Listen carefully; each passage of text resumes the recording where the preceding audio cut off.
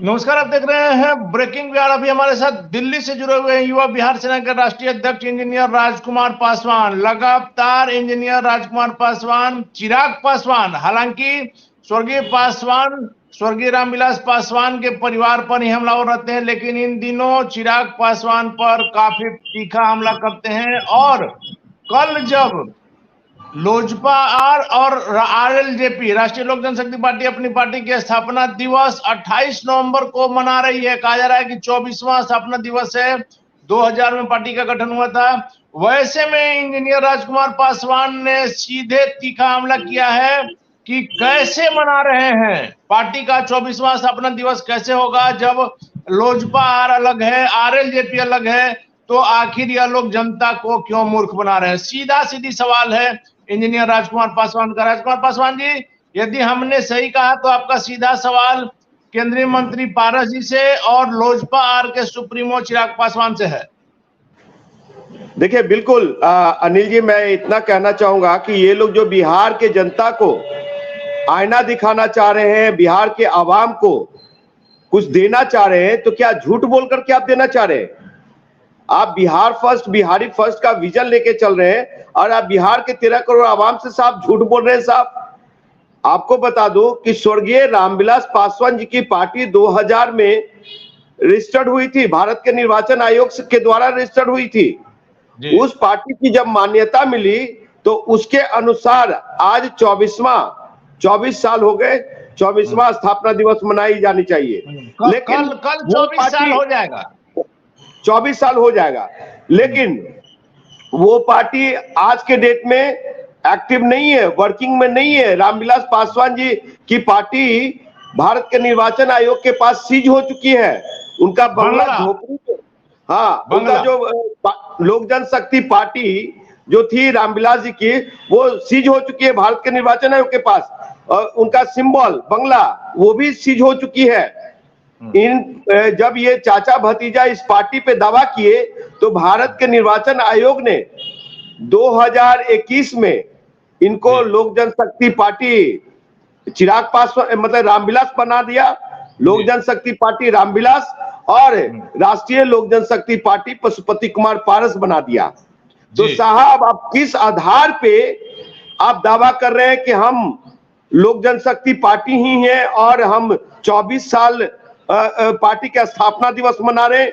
ये बिल्कुल झूठ बोल रहे हैं, बिहार के आवाम से झूठ की खेती कर रहे हैं। आज स्वर्गीय रामविलास पासवान जी की आत्मा भी रो रही होगी कि हम अब कैसे परिवार को आगे बढ़ाए। वो समाजवादी नेता, वो कद्दावर नेता, वो राष्ट्रीय नेता की आत्मा रो रही होगी आज। और उनके कार्यकर्ता फॉलोअर्स लोग हैं, कैसे पढ़े लिखे हुए बौद्धिक समझ वाले भैया। और हाजीपुर की जनता जो 22 लाख वोटर है, वो लोग भी ये सोच रहे हैं कि 24 साल इनके स्थापना दिवस हो गए। वो हिसाब मांगेंगे इन लोगों से। गणतंत्र की धरती है, ये लोकतंत्र की जननी है, गणतंत्र की जननी है, महावीर की धरती है, गौतम बुद्ध की धरती है। इनको बकसने वाले नहीं है हम लोग। लेकिन अगर नाम सिर्फ बदल जाता है तो आपने ही अभी कहा कि 2000 में इसकी स्थापना हुई थी लोजपा की। आपसी विवाद के कारण निर्वाचन आयोग ने जब इन लोगों को सिंबल भी अलग दे दिया, नाम भी अलग दे दिया, तो पार्टी की शुरुआत तो 2000 में ही हुई थी। देखिए अनिल जी, इसको समझने की जरूरत है। टेक्निकल चीजें हैं, हम झूठ नहीं बोल रहे हैं और हम अपने तरफ से कोई बना करके बातें नहीं कर रहे हैं। ये गूगल पे जाइए, सर्च कीजिए, आपको गूगल भी बताएगी, विकिपीडिया पे भी है, जो निर्वाचन आयोग के द्वारा सब चीजें विस्तृत रूप में जानकारी दी जाती है। उसमें देखिए, मैं सबसे पहले आपको हाजीपुर सांसद और वर्तमान केंद्रीय मंत्री पशुपति कुमार पारस जी की पार्टी की बात करूंगा, राष्ट्रीय लोक जनशक्ति पार्टी की। इनकी राष्ट्रीय लोक जनशक्ति पार्टी के बारे में निर्वाचन आयोग अपने साइट पे डाला है कि राष्ट्रीय लोक जनशक्ति पार्टी एक भारतीय राजनीतिक दल है जिसकी गठन अक्टूबर 2021 की हुई है। 2000 तो नहीं लिख रही है कि 2000 में हुई है। तो साहब, आप किस आधार पे 24 साल मना रहे हैं? इसमें तो भारत के निर्वाचन आयोग को संज्ञान लेना चाहिए। इनकी पार्टी झूठ बोल रही है और बिहार में पोस्टर बैनर टंगे हुए हैं।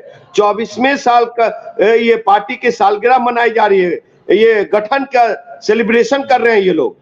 तो ये झूठ। देखिए और आगे मैं पढ़ के बताता हूँ। राष्ट्रीय लोक जनशक्ति पार्टी के नेता कौन है? पशुपति कुमार पारस। ये इलेक्शन कमीशन में बता रही है। नेता लोक जनशक्ति पार्टी पशुपति कुमार पारस। गठन कब हुआ?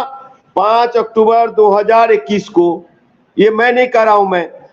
तो ये झूठ की खेती कर रहे हैं। ये बिहार के आवाम को कुछ नहीं दिया, बिहार के अनुसूचित जाति जनजाति भाइयों को नहीं दिया, और ये झूठ की खेती करके ये कार्यकर्ताओं को भी झूठा बना। इंजीनियर पासवान जी, आपकी बात अपने जगह सही है। निश्चित तौर पर जब लोजपा में लड़ाई छिड़ी, चाचा भतीजा की जब लड़ाई हुई, तो निर्वाचन आयोग ने दिया। ये 5 अक्टूबर 2021 की जो आप बात कर रहे हैं, इसमें राष्ट्रीय लोक जनशक्ति पार्टी को उस दिन से मान्यता दिया गया, जहां तक हम समझ पा रहे हैं।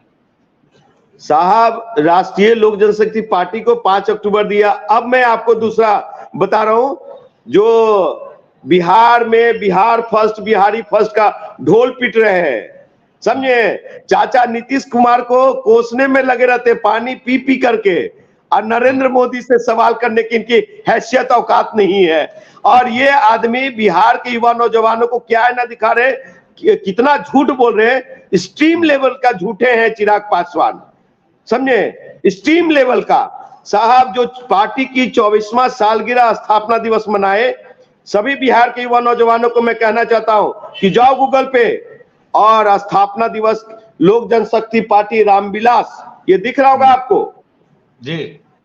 देखिए, नहीं, आप जो बात कर रहे हैं वो टेक्निकली बात जो है जी सर, ये इलेक्शन कमीशन है, निर्वाचन आयोग के साइट पे है कि लोक जनशक्ति पार्टी रामविलास से चिराग पासवान के नेतृत्व में है, 2021 में गठित एक नई राजनीति पार्टी है। ये मैं नहीं कर रहा हूं, मैं, ये निर्वाचन आयोग कर रही है। नीचे आइए, लोक जनशक्ति पार्टी रामविलास के नेता कौन है? चिराग पासवान। दल अध्यक्ष कौन है? राष्ट्रीय अध्यक्ष चिराग पासवान। गठन 2021 में। अरे भैया, इतनी झूठ की खेती मत करो। आपने तो जमुई की जनता से झूठ बोला, अब बिहार के आवाम के। लेकिन इंजीनियर पासवान जी, सपोज कीजिए कि जिस मकान में आप रहते हैं वो 2000 ईस्वी में बना, ठीक है? आप 2 भाई हैं, आपके पिताजी ने 2021 में बंटवारा कर दिया, कुछ एक फ्लोर आपके नाम से, एक फ्लोर आपके भाई के नाम से। लेकिन जब आप 24 में मनाइएगा, 23 में मनाइएगा, तो ये तो कहलाएगा ना कि इस मकान का 23 साल आज हो गया, आज 24 साल हो गया, आज इसका सिल्वर जुबली हो गया, आज इसका गोल्डन जुबली हो गई। तो वो उसी समय से कहलाएगा कि जिस दिन बंटवारा होगा उस दिन से कहलाएगा। Both are the not a same issue जी, दोनों अलग अलग चीजें हैं। ये पार्टी हमारा है, कहने का मतलब है, हमारा कहने का मतलब है कि लोजपा तो एक ही थी। लोजपा, इंजीनियर पासवान जी, लोजपा एक थी। कब तक थे? उसके गार्जियन कौन थे? किसके अंडर, किसके नेतृत्व में काम हो रहे थे? राष्ट्रीय अध्यक्ष कौन थे? नेता कौन थे? अभी नेता अलग अलग हैं। स्वर्गीय रामविलास पासवान की पार्टी थी, उन्हीं के ये लोग जो है अलग अलग धरे हैं। सर, अलग अलग धरे हैं, लेकिन आप क्या मुख्यमंत्री चाचा भतीजा दोनों बनेंगे क्या बिहार के? नहीं, एक ही बनेंगे। चिराग पासवान, उनके समर्थक तो कहते हैं कि चिराग पासवान बनेंगे।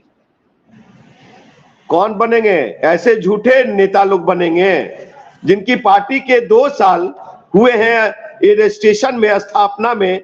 दूसरा साल मनाया जाना चाहिए, ये 24 साल मना रहे हैं। लेकिन इंजीनियर राजकुमार पासवान, एक बड़ा सवाल यह है कि संज्ञान लेना चाहिए। पूरे बिहार की बात अगर हम छोड़ देते हैं, अभी सिर्फ हम हाजीपुर पर आते हैं, तो हाजीपुर से खुद आप प्रत्याशी रह चुके हैं, इस बार भी आप वहां से लड़ेंगे। तो क्यों नहीं वहां के लोगों को आप बता रहे हैं कि जो स्थापना दिवस मनाया जा रहा है सही नहीं है? क्या लोग इतने मूर्ख हैं जो समझेंगे नहीं? साहब, आपको बता दो कि मैं लड़ रहा हूं, औरों का पता नहीं कि हाजीपुर से चाचा पशुपति कुमार पारस लड़ेंगे, कि भतीजा लड़ेगी, कि भाभी लड़ेगी, कि रीना आंटी लड़ेंगी, कि राजकुमारी देवी लड़ेंगी, कि आशा देवी लड़ेंगी, कि भाई चिराग पासवान लड़ेंगे या बहनोई साहब लड़ेंगे या दामाद साहब लड़ेंगे। ये तो समय बताएगा, समय बताएगा। समय नहीं बताएगा, वो उनकी औकात नहीं है। उनका आका नरेंद्र मोदी साहब, अमित शाह डिसाइड करेंगे कि who will be the candidate of Hajipur. इनकी अपनी औकात नहीं है कि कौन होगा उम्मीदवार हाजीपुर से, वो लोग डिसाइड करेंगे। लेकिन आपको बता दो कि हाजीपुर की जनता आज जान जाएगी इन लोगों को। आपके चैनल के माध्यम से जो मैं बोल रहा हूं ना, हमारी बात हाजीपुर की जनता सुनेगी। और आपको बता दो कि बिहार को ऐसा युवा नेता नहीं चाहिए। मैं बता दूं कि बिहार को ऐसे, चाचा तो अब बुजुर्ग हो चुके हैं, पशुपति कुमार पारस जी, पूरे जिंदगी इन्होंने कुछ बोला नहीं। अब थोड़ा बोल भी रहे तो कभी हैंडीकैप्ड बेचारा जो विकलांग है वो अपना भवन मांगते हैं, कुछ जगह मांगते हैं तो उनसे जमीन मांग लेते हैं।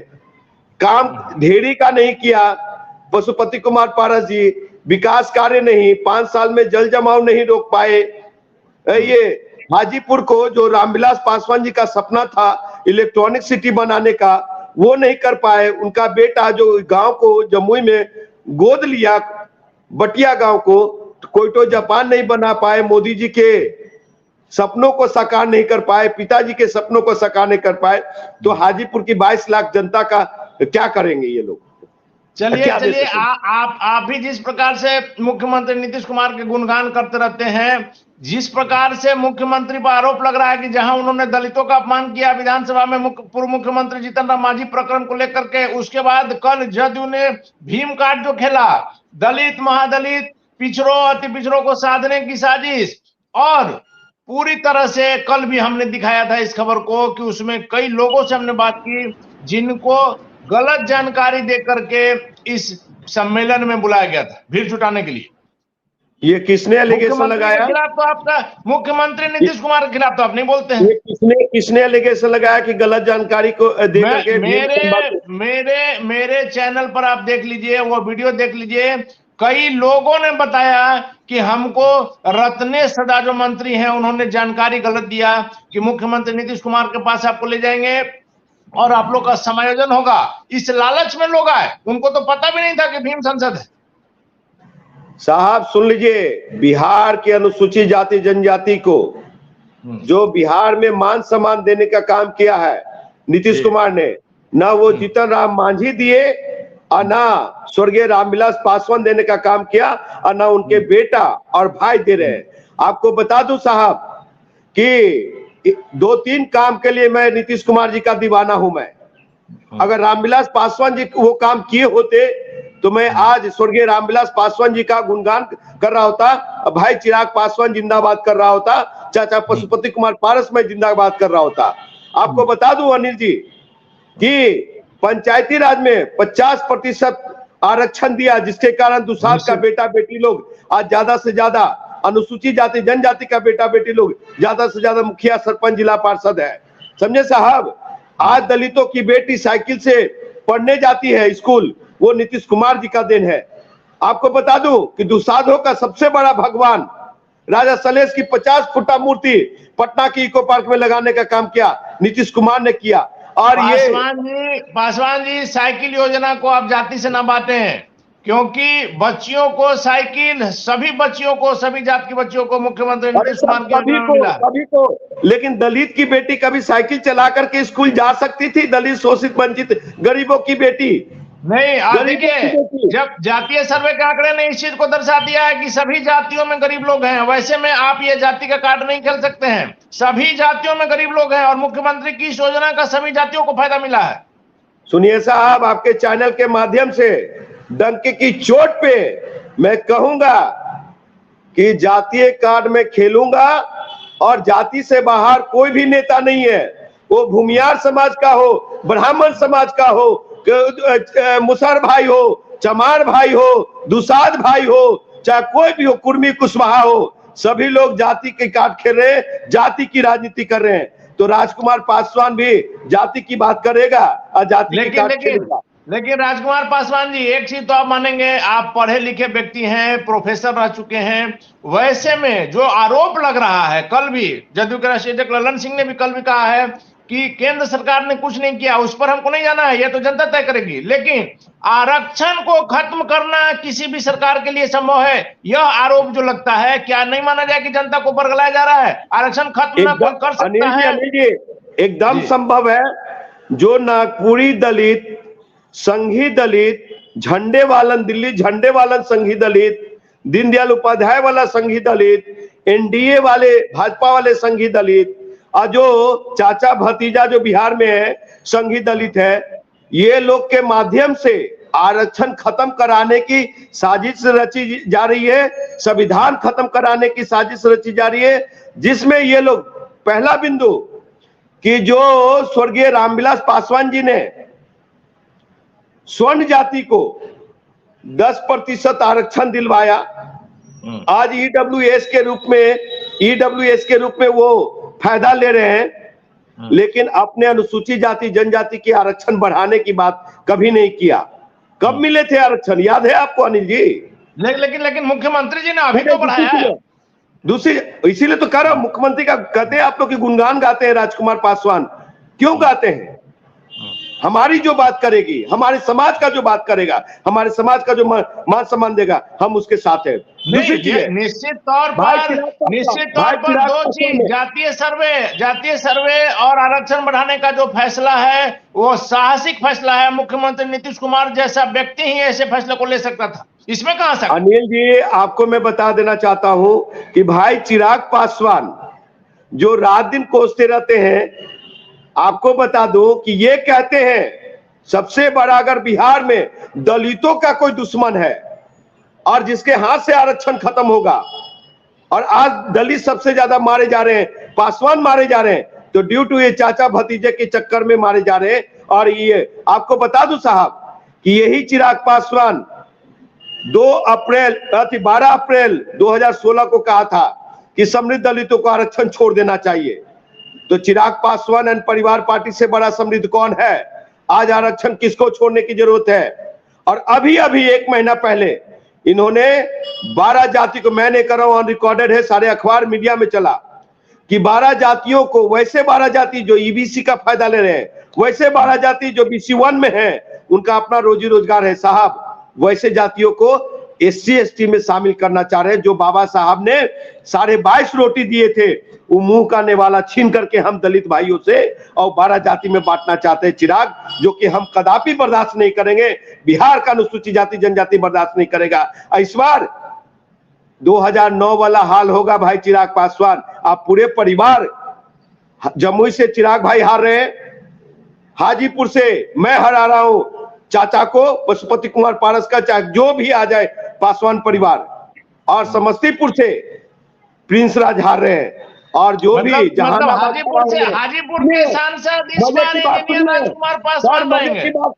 सर जी मजे की बात सुनिए, जहानाबाद से जो खड़े होंगे साहब वो हारेंगे, नवादा से जो खड़े होंगे हारेंगे, वैशाली से जो खड़े होंगे वो हारेंगे। और कुछ कह रहे थे, माना जाए कि इंजीनियर राजकुमार पासवान नेता के साथ साथ अब ज्योतिष भी हो गए हैं। मेरी भविष्यवाणी सटीक बैठती है, मैं झूठ नहीं बोलता हूं। और राजनीति में इसमें भविष्यवाणी में झूठ बोलने की बात है तो समय तय कर देगा कि आपने जो भविष्यवाणी किया वो सच हुआ या गलत। अगर लिख के दे दूं, मैं यहाँ लिख के दे दूं आपको, नहीं सब चीज सच्चाई, वो लोग झूठ बोल रहे हैं, मैं सच्चाई दिखा रहा हूं अनिल जी, कि इनकी पार्टी 2021 में रजिस्टर्ड हुई है, और ये 24, मतलब पार्टी के गठन के 2 साल हुए, इनकी मान्यता पार्टी के मिले हुए 2 साल हुए, और ये लोक जनशक्ति पार्टी रामविलास और राष्ट्रीय लोक जनशक्ति पार्टी के स्थापना दिवस। इंजीनियर राजकुमार पासवान, आखिरी सवाल मेरा है, चिराग पासवान ने कल जो भीम संसद कार्यक्रम हुआ है इसे जदयू का ढोंग बताया। ये जदयू का ढोंग नहीं है।